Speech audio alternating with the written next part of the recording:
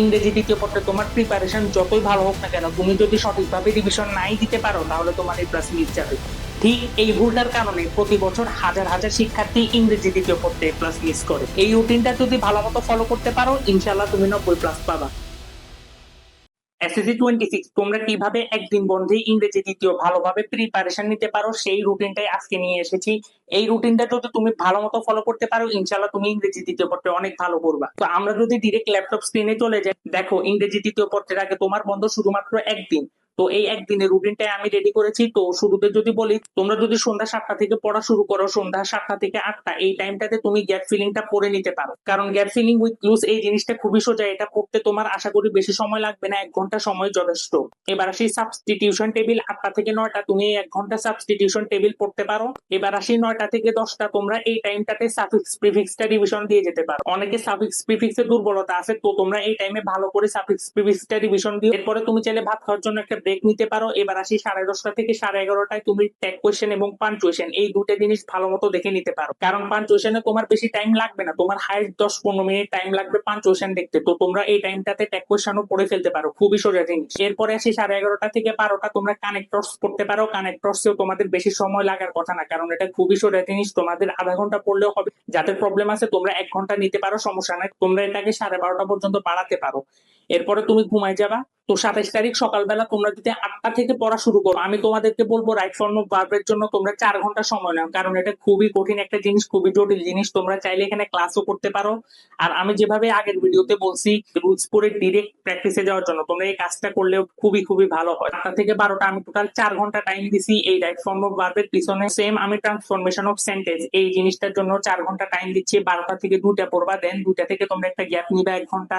নামাজ খাওয়া গোসল এটার জন্য 1 ঘন্টার গ্যাপ দিলাম। তো 3টা থেকে 5টা তোমরা এই জিনিসটা শেষ করবা। কারণ ট্রান্সফরমেশন অফ সেন্টেন্সে অনেকগুলো টপিক আছে, যেমন ভয়েস, সিম্পল, কমপ্লেক্স, কম্পাউন্ড, জিনিসগুলো খুবই জটিল। তো তোমাদেরকে এখানেও 4 ঘন্টা টাইম দিলাম। এরপরে 5টার পরে তুমি চাইলে পড়তেও পারো, কিংবা এই টাইমটাতে তুমি ব্রেক নিতে পারো। তোমরা মাগরিবের পরে পড়তে বসতে পারো 6:30 থেকে। তো আর যারা ইংলিশ সেকেন্ড পেপারের সাজেশন পেতে চাও, নিচে ডিসক্রিপশন আর কমেন্ট বক্সে থাকা লিঙ্ক থেকে আমার হোয়াটসঅ্যাপ চ্যানেলে জয়েন হয়ে যাও, সেখানে আমি দিয়ে দিব ইনশাআল্লাহ। আমি তোমাদেরকে বলবো 6:30 থেকে 8:30 এই 2 ঘন্টায় তুমি প্যারাগ্রাফ পড়তে পারো। এরপরে আসি 8:30 থেকে 10:30 এই 2 ঘন্টা তুমি কম্পোজিশনের উপর সময় ব্যয় করতে পারো। এই 2 ঘন্টা তুমি কম্পোজিশন পড়ো। এরপরে তোমরা ভাত খাওয়ার একটা ব্রেক নিবা। তারপর ইমেলে তোমার বেশি টাইম লাগবে না, ইমেল ছোট একটা জিনিস। তোমরা তোমাদের এখানে 1 ঘন্টা টাইম দিলাম। তোমরা 28 তারিখ সকালে কি করবে, তোমরা চাইলে গ্রামারের যে আইটেম গুলো তোমরা দুর্বল সেখানে তোমরা রিভিশন দিতে পারো, কিংবা রাইটিং পার্টও দেখে যেতে পারো, আমার কোনো সমস্যা নেই। আর এই রুটিনটা তোমাদেরকে জাস্ট একটা আইডিয়া দেওয়ার জন্য, তুমি চাইলে এটা তোমার মতো করে করে নিতে পারো, সমস্যা নেই। আমি তোমাদেরকে একটা আইডিয়া দেওয়ার জন্য বানাইছি যে এইভাবে পড়লে তোমাদের জন্য খুবই ভালো হয়। তোমাদের যাদের অন্য কিছুতে সমস্যা থাকতে পারে, যেমন কেউ সাফিক্স প্রিফিক্স নাই পারতে পারো, কেউ রাইট ফর্ম অফ ভার্ব খুব ভালো পারতে পারো, তো তোমরা জিনিসটা উল্টা করে দিতে পারো, যে সাফিক্স প্রিফিক্স এর জন্য সময় বাড়াই, রাইট ফর্ম অফ ভার্বের জন্য সময় কমাই দিলে। কিংবা তোমাদের রাইটিং পার্টে অনেকের প্রবলেম থাকতে পারে, কথার কথা তুমি ট্রান্সফরমেশন অফ সেন্টেন্স খুবই ভালো পারো, তোমরা এখানে 2 ঘন্টা টাইম দিয়ে কম্পোজিশনের জন্য 2 ঘন্টা বাড়াই দিলা।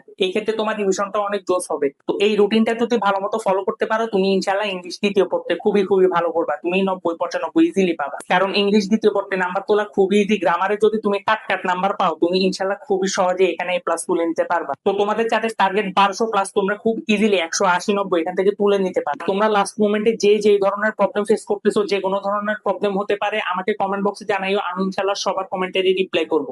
নির্দ্বিধায় নিঃসংকোচে জানাতে পারো, আমি সবার কমেন্টে রিপ্লাই করবো ইনশাল্লাহ। আর তোমরা দেখতেছো তোমাদের জন্য আমি কত কষ্ট করতেছি, সাজেশন দিচ্ছি, ডেইলি রেগুলার ভিডিও দিচ্ছি, এগুলো বানাতে অনেক অনেক কষ্ট হয়। তোমরা একটা সাবস্ক্রাইব বুঝি করতে পারবা? তোমরা প্রায় 70 থেকে 80% আমার ভিডিও সাবস্ক্রাইব করা ছাড়াই যায়। তোমাদের জন্য যেহেতু আমি এত ডেডিকেশন দিচ্ছি, এত কষ্ট করতেছি, একটা সাবস্ক্রাইব করে দাও। তোমাদের জন্য গ্রুপ ইয়ার subject physics, chemistry, math, higher math এগুলো নিয়ে অনেক অনেক প্ল্যান আছে। তো তোমরা চ্যানেলটাকে সাবস্ক্রাইব করে দিও, না হলে তুমি মিস করবা। তোমরা যারা লাস্ট মোমেন্টে পড়তে বসছো, আমি তোমাদেরকে সাজেস্ট করবো সায়েন্স বেকারি 3 তাণ্ডব কোর্সে এনরোল করার জন্য। তুমি যদি এই কোর্সে সাকিব ভাইয়ের সাজেশন গুলো ফলো করে যাও, তুমি ইনশাল্লাহ জিপিএ 5 পাবা। আমিও লাস্ট মোমেন্টে ভাইয়ের কোর্সে থেকে ফিজিক্সে 99, কেমিস্ট্রিতে 84 আর হায়ার ম্যাথে 92 পাইছিলাম। তোমরা অলরেডি দেখছো যে সাকিব ভাইয়া 3 তাণ্ডব কোর্স থেকে বাংলার ইংলিশে একেবারে হুবহু কমন পাইছে। আর ভাইয়া তোমাদের জন্য এবার আরো একটা কাজ করেছেন, তিনি প্রত্যেকটা বোর্ড ওয়াইজ স্পেশাল সাজেশন দিয়েছে।